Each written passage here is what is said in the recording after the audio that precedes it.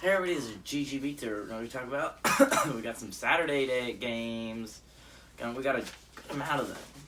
More than I thought we would, but considering we're down to 25 teams, so some of them had byes this week. But let's start with our first one of the day. 11 o'clock, we at UCF traveling to number 3 Cincinnati. Cincinnati favored by 21 points on ABC. How has UCF season's been so far? Honestly, not that great. They started out the season pretty well, 36-31 win against Boise State, and then the 63-14 win against Bethune-Cookman. Then they had the 42-35 loss at Louisville. It kind of sucked because it was a game likely should have won. They had the ball with like 20 seconds remaining or something like that. It was a tie ball game. They were within field goal range, and then Louisville had a pick six, and that won them the game. But the big thing in that game that ended up really hurting UCF's chance at having an American championship is the loss of their star quarterback, Dylan Gabriel. Broke his collarbone. He's out for the entire season. And they lost their next matchup 34-30 at Navy, and then they won 2016 last week against East Carolina at home. Sorry. Miley Keene, he was the freshman quarterback. Kind of cool. I didn't expect him to start, of all the people. Probably would not have picked him to start. But, he didn't end up starting. He did pretty well, 23-35, threw for 194 yards. 0 touchdowns to 1 pick. Johnny Richardson, the running back, had 16 carries, 104 yards, and a touchdown. Disappointed that Bowser has not been playing recently, but Richardson's done a good job in his spot. Ryan O'Keefe, pretty good receiver, had 10 catches for 73 yards. Cincinnati, on the other hand, everyone knows how good Cincinnati is right now, ranked 3rd in the nation. They started the season with a win, 49-14 against Miami, Ohio. Then they won 42-7 against Murray State. Then they won 38-24 at Indiana. That was their first wake-up call because Indiana gave them a game. Indiana was the dominant team. They looked like the much better football team before the half, and then Cincinnati came out, played a much better second half, and won the game. And then they ended up having their biggest win of the season, 24-13 at number 9 Notre Dame. And then they won last week 52-3 against Temple. Desmond Ridder last week went 22-30, threw for 259 yards and 3 touchdowns. Jerome Ford had 15 carries for 149 yards and 2 touchdowns. And Alec Pierce had 6 catches for 93 yards and a touchdown. So this series is actually evenly split. UCF and Cincinnati are 3-3 all time. Last 2 games have gone Cincy's way. The last 2 have been decided by 3 points exactly. So very close matchups the last 2. The 3 before that, they have the 2-game win streak for Cincinnati. The 3 before that 2-game win streak started were all blowout UCF victories. So recently, if it's a blowout, UCF's going to win it, and if it's a close game, Cincinnati's going to win it. But this is a weird game. Okay. Last 2 games have been decided by 3 points. They normally play tight, close games now. A lot of those games were because Dylan Gabriel went off and decided to carry his team to a shot at winning. So that's going to make it interesting to see what Miley Keene can do and what this defense can do against Cincinnati. Desmond Ridder's been really good this year so far. I think Cincinnati's a significant playoff contender. I think all 25 teams are still playoff contenders, but there's levels. And Cincinnati is that top tier level with Georgia and Iowa. That's what I consider that top tier level. But I think Cincy's a really good football team. But I also think UCF holds them. They normally play relatively close games, and that makes me think that UCF's going to cover this 21-point spread, but Cincinnati's going to win it and hang on. 11 o'clock, number 10, Michigan State traveling to Indiana. Michigan State fired by somehow only 4.5 points on FS1. Michigan State started the season really good. They're a very good football team right now. They're one of the biggest surprises of the year. They had a 38-21 win at Northwestern week 1. And a 42-14 win against Youngstown State. And then a 38-17 win at number 24 Miami. Then they had the 23-20 skate by in overtime over Nebraska. Then they ended up having the dominant 48-31 win against Western Kentucky. And then they dominated Rutgers, won 31-13 at Rutgers. Peyton Thorne. I'd like to read his stats for a second for you. Went 16-27, threw for 339 yards, 3 touchdowns, 1 pick. That is an amazing day for a quarterback, right? He is really second fiddle on this team. It's 100% true. Peyton Thorne is nowhere near as good of a player as Kenneth Walker III, their running back. The Wake Forest transfer has been phenomenal for Michigan State. Like, absolutely great. He's really good. I really like Kenneth Walker. He had 29 carries last week for 233 yards and a touchdown. Jalen Naylor, 5 catches, 221 yards, 3 touchdowns. Those three are one of the deadliest trios in all of college football, in my opinion. I'd put it up there with anyone Alabama has to offer. I'd put it up there with anyone Georgia has to offer. I honestly think Michigan State has one of the best trios in all of college football. Maybe you can make an argument that Olave, Stroud, and Trayvon Henderson is up there, but I can't name another one other than Michigan State that even comes close. It's like you have one of the best running backs in the league in college football right now. You have one of the best receivers in college football right now, and then you have a quarterback who's playing top tier football. It's honestly, he's a top 10 quarterback in the league right now. You look at Indiana. Indiana's had a bad year, ranked in the top 25 to start the year, ahead of Penn State, which again mistakes have been made. They lost 34-6 at number 18 Iowa week 1. Then they won 56-14 against Idaho at home. Then they lost 38-24 against number 8 Cincinnati. And then they won 33-31 at Western Kentucky. Then they lost 24-0 at number 4 Penn State. I'd like to point out though that this is a 2-3 Indiana team, but all three of their losses have been to top 10 teams in Iowa, Cincinnati, and Penn State. With honestly, Penn State was in the top 4 a couple last week. So honestly, Indiana have been phenomenal, but they've been decent.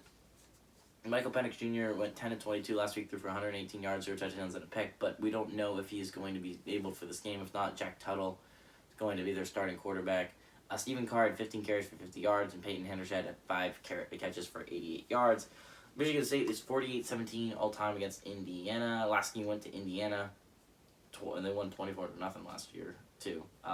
Michigan State, though, has won 10 of the last 12. Michigan State has been a really good football team this year, and I don't think that changes here. Michigan State is still, in my eyes, you got to consider them a college football playoff candidate, or contender at the very least. I think this is a very, very, very, very, very good Michigan State team, and I don't think the spread should only be 4.5 points, especially if Indiana does not have Penix Jr. So I love Michigan State to win and cover here. 11 o'clock, we have number 12 Oklahoma State and number 25 Texas. Texas favored 3.5 points on Fox. Oklahoma State had started out the season being the team that barely snuck by. They barely won 23-16 against Missouri State, which was a game everyone's like, okay, Oklahoma State's not going to be very good this year. Then they skated by 28-23 against Tulsa, and then they won barely 21-20 against Boise State at Boise State.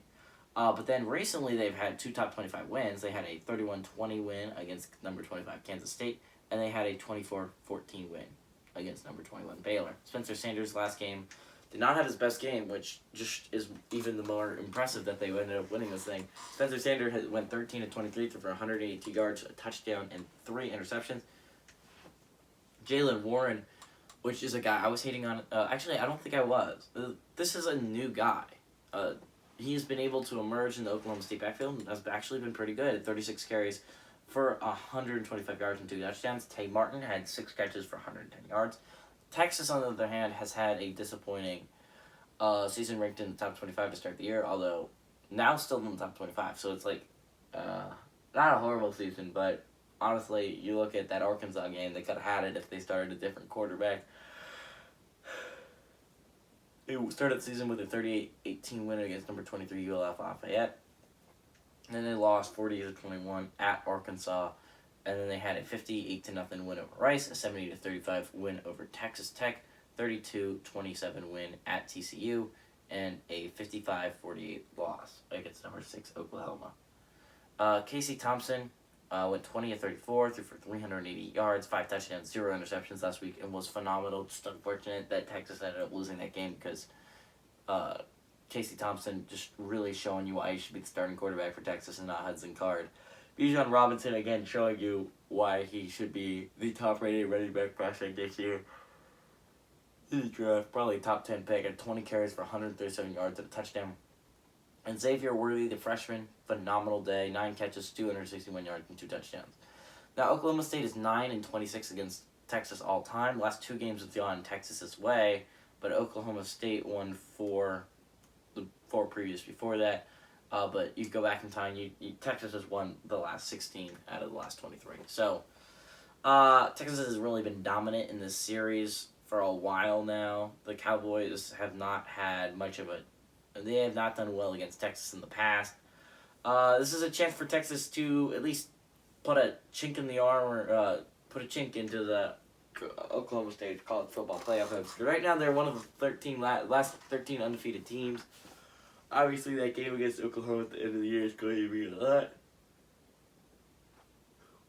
But I think this is a really good Texas team that honestly still holds their fate to get to the Big 12 championship and win it in their hands. So I think Texas is really going to come out and ball out. I really like Texas here. I love Casey Thompson. I love watching him throw the football around, and I think he's the better quarterback in this matchup. And that's what I normally go with in Big 12 matchups. Give me Texas to win this one. 2:30, we got number 11, Kentucky, traveling to number 1, Georgia. Georgia favored by 21.5 points on CBS.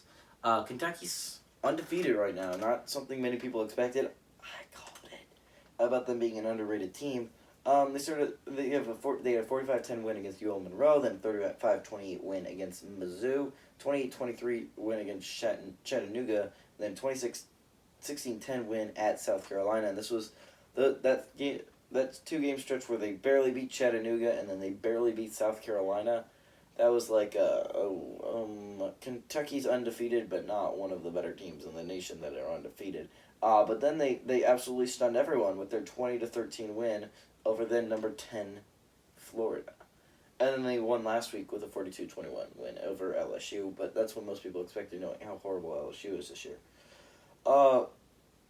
Will Levis last week, he's not asked to do much in this offense, went 14-17, threw for 145 yards, 3 touchdowns, 0 picks. Cross Rodriguez Jr. is really the bell cow, although they do use Smoke a decent amount, and they kind of use him as dual tandem, but he had 16 carries for 147 yards and a touchdown. And Wan'Dale Robinson had 8 catches for 60 yards and a touchdown. Number 1, Georgia. Everyone knows how good their season has been. The defense is averaging something like I read somewhere 5.5 points per game. That's what they're giving up per game, and you can see it with the stats.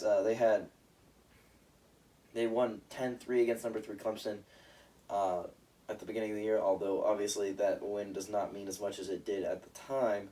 Then they had the 56-7 win against UAB, the 40-13 win against South Carolina, the 62-0 win at Vandy. Then they had the 37-0 win against number 8 Arkansas at home, and then they had the 34-10 win at number 18 Auburn. Shows you how great this Georgia team is. This was without their even starting quarterback. Stetson Bennett went 14-21 last week for 231 yards and 2 touchdowns, 0 interceptions. Zamir White had 18 carries on the ground for 79 yards and 2 touchdowns, and Ladd McConkey had 5 catches for 135 yards and a touchdown. It just shows you though that Georgia's defense has been so dominant, but Kentucky's defense has also been really good. So I think this could be kind of a defensive slugfest. Kentucky's only 12-60 against Georgia all time. 11-game win streak for Georgia. Georgia's won 27 out of the last 30. And the deck stacked against Kentucky. But if you remember, in the past couple of years, even when Georgia's had teams that they think are national championship caliber teams, Kentucky gives them somewhat of a fight, and it's really confusing. Normally they can't get anything going on offense, but the final score is like 13-3 or something insane like that. Kentucky defense is always good with Mark Stoops coaching it. That's why I think I'm going to take Kentucky to cover here, but Georgia to win outright, stay in that number 1 spot. At 2:30, we got Purdue traveling to number 2, Iowa. Iowa's favored by 11.5 points on ABC. Purdue started out the season pretty good. 2 straight wins, 30-21 win against Oregon State, then a 49-0 win over UConn at UConn, and then they ended up being a little bit humble with a 27-13 loss at number 12, I want to say, 12 Notre Dame. Then they won 13-9 against Illinois the next week, and then they lost 20-13 against Minnesota last week. Adam O'Connell, their new starting quarterback, has not. He's did pretty good last week. 34-52, threw for 371 yards, but that touchdown in the pick, and it costed him. King Doro, their running back, had 21 carries for 95 yards, and David Bell had 6 catches for 120 yards. Iowa, everyone knows how good Iowa is this year. Started the season with a 34-6 win against number 17 Indiana, then a 27-17 win at number 9 Iowa State. 37 win against 30-7 win against Kent State, 24-14 win against Colorado State, 51-14 domination at Maryland, and then they ended up skating by last week 23-20 against number 4 Penn State. Penn State, however, showed everyone how to beat Iowa, and the thing is, I don't know if Purdue has the talent to do it, but if you were able to shut down the run, you force Spencer Petras to throw it, and he's obviously not great at it. Obviously, they did end up scoring 23 points and winning that game, but it caught up to Penn State. The fact is they scored 3 points in the second half and could not get their offense going since Sean Clever got hurt. Spencer Petras went 17-31, threw for 195 yards, 2 touchdowns and a pick. Tyler Goodson had 25 carries for 88 yards, and Nico Nguini had 4 catches for 73 yards and a touchdown. Purdue has gone 49-39 against number 2 against Iowa all time. The last game went to Purdue. Purdue won 3 of the last 4. Last 3 have been decided by 1 possession, though. 2-point win Purdue, 6-point win Iowa, and then the 4-point win against for Purdue. So obviously Purdue has been the better team in the series, but Kirk Ferentz has been a really good head coach, and this Iowa team's actually playing for a national championship this year, like legitimate shot at it. I really like what Iowa has done as a program this year, and Purdue is kind of sitting in the middle of the pack. I think this could be a closer game than much people expected. Purdue's coached by Jeff Brom, who's a smart enough head coach to realize what he can do to stop Iowa. And I think they ended up stopping Iowa on the ground. I do think they covered this 11.5-point spread. 2:30, we got number 19 BYU traveling to Baylor. Baylor favored by 5 points on ESPN. BYU last week ended up losing a heartbreaker 26-17 against Boise State. Jaron Hall went 22 of 37, threw for 302 yards, a touchdown on that pick, but wasn't enough. Tyler Algier was really stopped on the ground, only 19 carries for 75 yards and a touchdown, or 73 yards and a touchdown. And Gunnar Romney, their receiver, also had a very solid day, 4 catches for 102 yards. Baylor is still in the playoff conversation, I'd like to point out, which is why this game is still going, although BYU is also still in the playoff conversation. So both these teams still in the playoff conversation, one will be knocked out.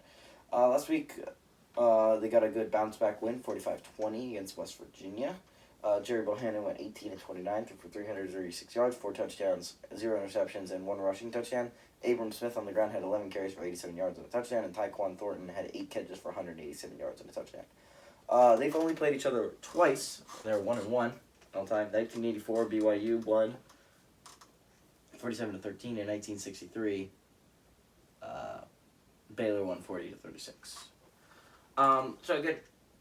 It's interesting when teams play like this because they don't play very often. Again, last time they played was 1984, so I definitely wasn't live during that. So I think it's interesting when teams like that never play do get to play in the regular season. I think it's really fascinating. Baylor has been a very good team as of late.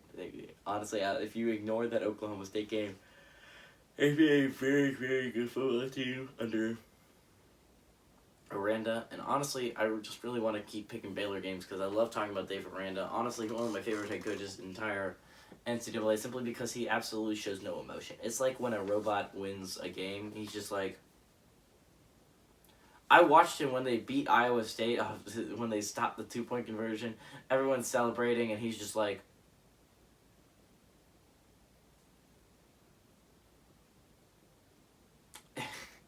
the best thing I've ever seen. It's so awesome. I don't know if he talks even. Honestly, I don't think I've ever seen his mouth open to speak. He is legendary. I love that man so much. But I think Baylor's the team here. I think Baylor's the obvious choice. Baylor's been playing at a very high level. I understand BYU has as well, but that was against Pac-12 teams. I feel like the Big 12 is a little bit different. Give me Baylor. 2:30, Pitt travels to Virginia Tech on ESPN2. Pitt favored with 5 points. Pitt last week, actually 2 weeks ago, had a bye last week, got a 52-21 win at Georgia Tech. Kenny Pickett in that game went 23-36, threw for 389 yards, 4 touchdowns, and 0 interceptions. And believe it or not, Pitt's one of those few remaining teams, I think, there's like 4, four. Pitt's one of the 4 teams in the ACC that is still playoff eligible with only 1 loss. Sure, that 1 loss is a 44-41 loss to Western Michigan. But the ACC needs any contenders it can literally find. Pitt's the only one of the coastal, I think, that's still playoff eligible. Pickett's also been playing at a Heisman level start so far. He's been absolutely dominating. Really, really good quarterback. Israel Abanikanda had 15 carries for 60 yards and 2 touchdowns, and Taserback had 5 catches for 120 yards and a touchdown. Virginia Tech last week lost another heartbreaker, 32-29 against number 14 Notre Dame. Really locked them out of playoff contention. Braxton Burmeister went 15-30, threw for 184 yards, 0 touchdowns and a pick. He was also the leading on the ground, 10 carries for 49 yards and a touchdown. Trey Turner also had 6 catches for 80 yards. Obviously, not doing great on offense, but their defense, the thing that kept them in it, unfortunately let them down at the end of the game. If you are a Texas fan and you want to go back and watch a team that crumbled and it wasn't you, watch that Virginia Tech Notre Dame game, because the Hokies really lived up to that Chokies nickname. Pitt's 9-11 against Virginia Tech all time. The last game did go to Pitt. I think this is an interesting matchup. We're talking about one of the better quarterbacks in the league, going in the ACC, going up against one of the best defenses in the ACC in Virginia Tech. I think this is a Virginia Tech game. I think this is going to be really close. I think it's going to go back and forth. I think Kenny Pickett's going to win a couple matchups. I think the defense is going to pick him off a couple times. Give me Virginia Tech, though, to upset Pitt. 5 o'clock, we got Rice traveling to UTSA. UTSA favored by 17 points at ESPN+. Rice is on a 2-game winning streak against Texas Southern and University of Southern Mississippi. Jake Constantine went 16-22 last week, threw for 192 yards, 2 touchdowns, and 0 interceptions. Cedric Patterson had 1 carry for 38 yards and a touchdown. Obviously does not rely on the ground game much. Jake Bailey had 5 catches for 83 yards and a touchdown. UTSA was able to survive Western Kentucky last week with a 52-46 win on the road. Easily one of their hardest games of the year, with a Hilltoppers team that was actually playing really well. Will Rogers went 46-59. That's Mississippi State. Never mind. Frank Harris went 28-38, threw for 349 yards, 6 touchdowns, insanity, and 1 interception. And Sear McCormick had 23 carries for 120 yards, and DeCorian Clark had 7 catches for 160 yards and 3 touchdowns. Rice is 3-5 against UTSA all time. 5-game winning streak for UTSA. Rice has not won since 2014. I think this continues today. The Roadrunners are playing at an extremely high level. I love what this Roadrunner. They played well against UL Lafayette, I believe, in the bowl game, but I did not expect this to start the year. UTSA should really be a top 25 team right now, playing at a very extremely high level. I love what the Roadrunners are doing, and I really think they continue rolling against Rice, who is right now 2-3 and look not great when they played the good teams they've played so far. 6 o'clock, we had number 5 Alabama traveling to Mississippi State. Alabama favored by 17 points on ESPN. Alabama's coming off a hard loss against unranked Texas A&M, now in the top 25, but still. Bryce Young went 28-48, threw for 369 yards, 3 touchdowns and a pick. Bjorn Robinson on the ground had 24 carries for 147 yards, and Jameson Williams had 10 catches for 146 yards and 2 touchdowns. Obviously, though, you've put up 38 points. The problem was not offensively, and it's weird to say in the Nick Saban era, but the problem was defensively, which is not ideal when you're going up against a Mississippi State team. Just 2 weeks ago, coming off a bye, won 26-22 at number 15 Texas A&M. So this is supposedly a better football team than Texas A&M is. Will Rogers went 46-59 in that last game, threw for 408 yards, 3 touchdowns, 0 interception. Dylan Johnson had 6 carries for 19 yards. Just showing you how little Mike Leach really runs this football. It is really a passing option with him. Makai Polk had 13 catches for 126 yards, 2 touchdowns. Now, Alabama's 83-18 against Mississippi State all time. The last 13 games have gone Bama's way. But this is an interesting football game because the defense is struggling right now. Obviously, this is it was a weird week last week, too, because they were coming off a game in which they really shut down an Ole Miss offense that had been absolutely dominating up until that point. And then Texas A&M just comes out, and then Zach Calzada, a backup quarterback, just dominates the defense, and it just is really hard to predict at this point. But the defense has not looked great in any of their really star matchups. You look at the Florida game, Emory Jones has been able to pick them apart. Zach Calzada picked them apart last week. This is going to be interesting. I think Alabama is going to win this football game by a good amount. This is a bounce back game for Alabama. Honestly, good teams don't lose 2 times in a row. That's just not something that happens very often in college football. That's why I think the Bulldogs are going to lose. Sorry, Bulldogs fans. At 6:30, we got TCU traveling to number 4 Oklahoma. Oklahoma favored by 13.5 points on ABC. TCU coming off a 52-31 win at Texas Tech last week that knocked Texas Tech out of playoff contention. Max Duggan, somehow they won 52-31, attempting, this is right, 10 passes. He had an 80% completion rate, but he went 8 of 10, threw for 104 yards, 1 touchdown, 0 interceptions. Kenny Miller, not even really their guy. Zach Evans, being their guy, had 12 carries for 185 yards, 3 touchdowns. If I remember correctly, Evans also on the ground had 175 yards, something like that. But Conwright was their leading receiver with 3 catches for 46 yards. Last week, Oklahoma was able to eke by Texas in yet another one of their eke by wins. And they covered this time. Kayla Williams went 16 of 25, threw for 212 yards, 2 touchdowns, 0 interceptions. Kenny Brooks had 25 carries for 270 yards and 2 touchdowns. Marvin Mims had 5 catches for 136 yards and 2 touchdowns. TCU is 5-16 against Oklahoma all time, and the last 7 games have gone Oklahoma's way, and Oklahoma's won 10 out of the last 11 matchups between these two. I think Oklahoma's the better team here. I think probably are going to win. But I don't understand why the spread's at 13.5 points. Can someone explain it to me? So far, Oklahoma has played in 1 game that has not been 1 possession, and that was against Western Kentucky. Do we all think that TCU is as bad as Western Kentucky? No. Then why is the spread 13.5 points? Because they only won by 7 against Nebraska. They, for God's sakes, only beat Tulane by 5. They beat West Virginia by 3. They beat Kansas State by 6. They beat Texas by 7. Again, they've been the team that has eked out victories week after week after week. And I think they're going to eke out another one here, but honestly, does anyone think that the spread should be 13.5 points? And who the heck is betting the spread? Oh, it doesn't make any sense. I'd bet who's betting Oklahoma to cover? Because I bet TCU to cover 100%. 6:30, we got number 13, Ole Miss, traveling to Tennessee. Ole Miss favorite 2.5 points on the SEC Network. They're coming off a very, it was like a game, 52-51 against number 13, Arkansas. Matt Corral went 14-21. What? That can't be right. That cannot be right. They for 287 yards, 2 touchdowns, 0 picks. Henry Parrish Jr. had 18 carries for 111 yards, not to mention Stu. Connor, who also had over 100 yards on the day. Braylon Saunders had 2 catches for 127 yards and a touchdown.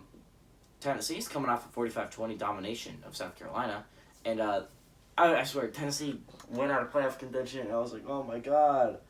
No! Because as soon as they went out of playoff contention, they started starting Hendon Hooker, who's the guy, if you did not know, I was calling to start from day one. Guy I loved at Virginia Tech. I think I have a lot of potential.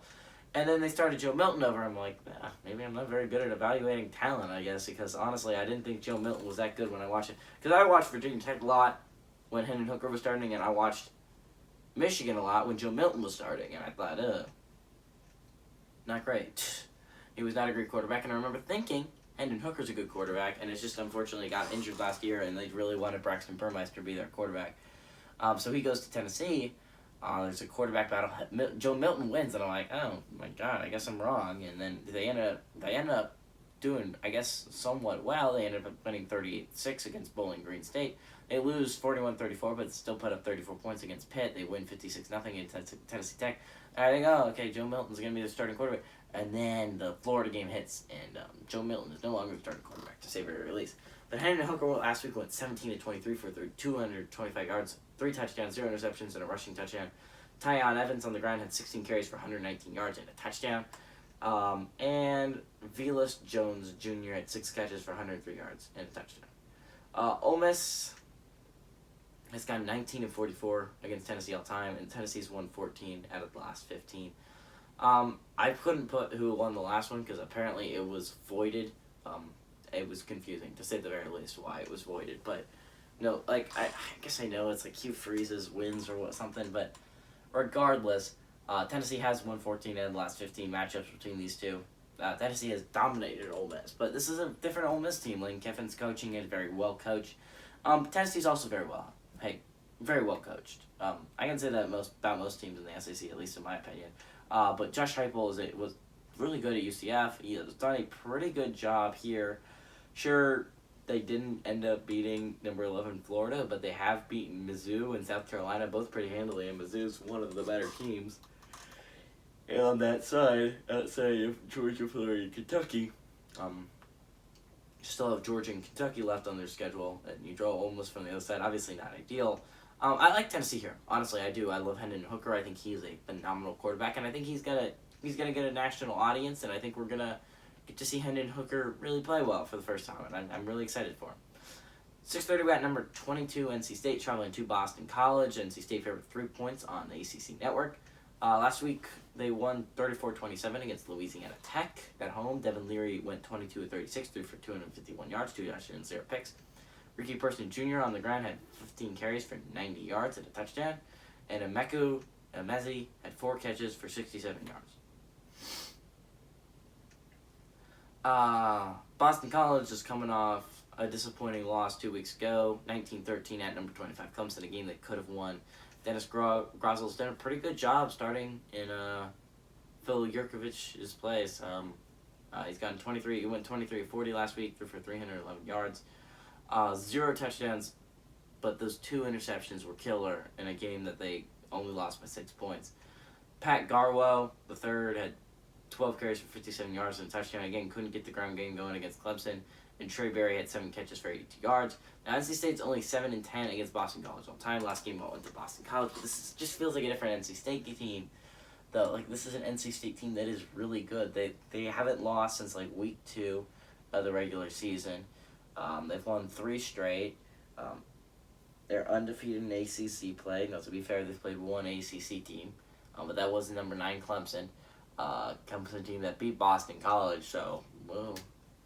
Just by the law rules, I think NC State should beat Boston College, but Boston College is also one of those teams that is still playoff eligible, only 1 loss on the year. Like, this is a Boston College team that was having their best start the season before the Clemson game since Matt Ryan was their quarterback. Honestly, I love NC State. I think they are a very good team this year, and I'm really looking forward to it. It would be awesome if NC State only has 1 loss and Wake Forest has 0 heading into that game when they play each other. And that would likely decide it, but I like NC State here. I think they would pick. I think they're the one to go with. 9 o'clock, we got number 18 Arizona State traveling to Utah in a pick'em game. Go ESPN. Honestly, I got the pick'em game last week wrong. I've not done well in pick'em games, if I remember correctly. Last week though, Arizona State, as I predicted, won 28-10 to win over Stanford. Jaden Daniels went 14-123, threw for 175 yards, no passing touchdowns and no interceptions, but did have 1 on the ground. Rashad White had 13 carries for 96 yards and a touchdown, and Curtis Hodges had 4 catches for 70 yards. Last week, Utah was able to win 42-26 at USC. This is a Utah team with 2 losses on their resume. Both these teams are top 25, by the way, in BYU and San Diego State. But they are undefeated in Pac-12 play. Cameron Rising has been a very good quarterback since they've benched or got rid of Charlie Brewer. Went 22-28, threw for 306 yards, 3 touchdowns, 0 interceptions with 1 rushing touchdown. Tavian Thomas had 16 carries on the ground for 113 yards, a touchdown, and Devon Vale had 4 catches for 4 yards and a touchdown. This is more like the Utah team I'm used to seeing.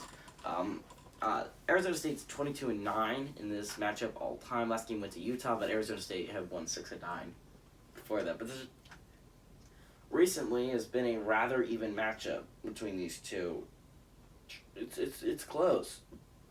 And these are the two teams that this game likely decides the Pac-12 South. I'd like to point out there's still the chance that if Utah wins this game and then crumbles down the stretch, Arizona State could still win the Pac-12. Obviously, their playoff hopes would be dashed. But it's really between these two teams. UCLA still has a shot. I guess if you're UCLA, you're rooting for Utah to win this one so that you can beat Utah later on the road. But I'd say the race is between those three teams because every other team like Colorado and Arizona and USC just straight up sucks. I think this is an interesting game. Utah's been playing extremely well, and this is going to be one of the better teams Arizona State has played this year outside of like BYU. I think Utah's a better team than UCLA right now. I think it's going to be an interesting game. But I do think Arizona State's going to be able to get out. Give me the Sun Devils.